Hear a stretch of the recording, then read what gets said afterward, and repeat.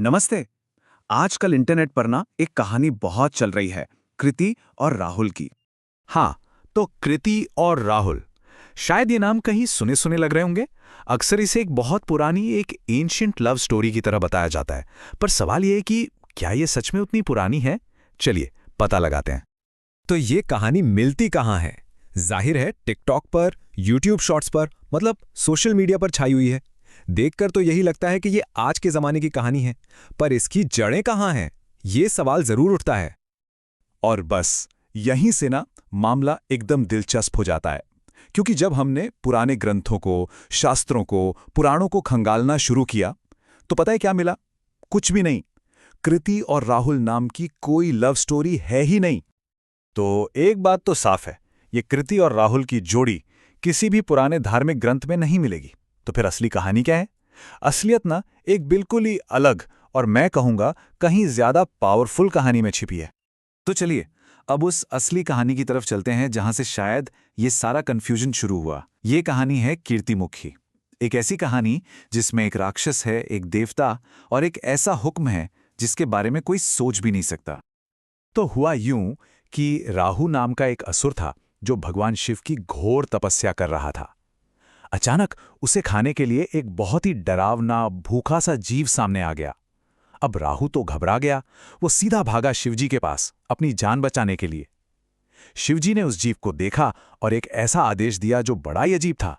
उन्होंने कहा, अपने ही शरीर को खा जाओ। और हैरानी की बात यह है कि उस जीव ने बात मान ली। वो खुद को खाता गया, जब तक कि सिर्फ उसका चेहरा बाकी नहीं रह गया। अब सोचिए, ऐसी आज्ञा मानना। ये देखकर भगवान शिव बहुत खुश हुए। उन्होंने उस बचे हुए चेहरे को एक वरदान दिया।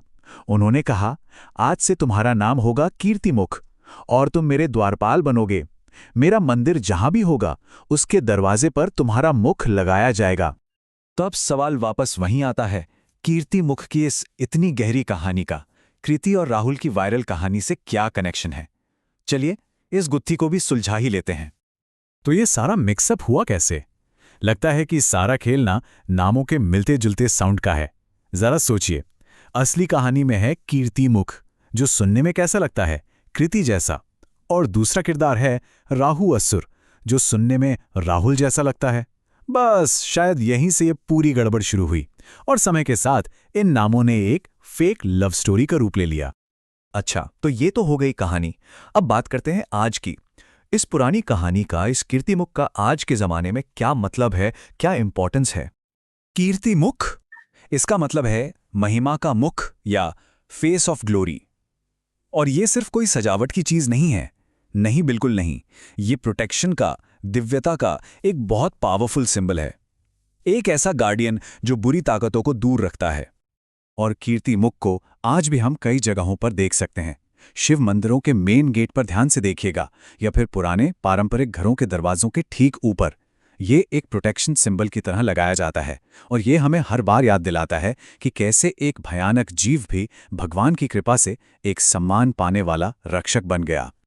तो अगली बार जब किसी मंदिर या घर के दरवाजे पर वो चेहरा दिखे ना, तो बस उसे एक आर्ट पीस समझकर आगे मत बढ़ जाइएगा। याद रखिएगा, उसके पीछे त्याग की, आज्ञा मानने की और दिव्यता की एक बहुत गहरी कहानी छिपी है। और ये एक बड़ा सवाल भी छोड़ जाता है कि हमारे आसपास ऐसे और कितने सिंबल्स हैं जिन्हें हम रोज देखते तो हैं, पर उनकी पावरफुल कहानियों के बारे में कुछ नहीं जानते।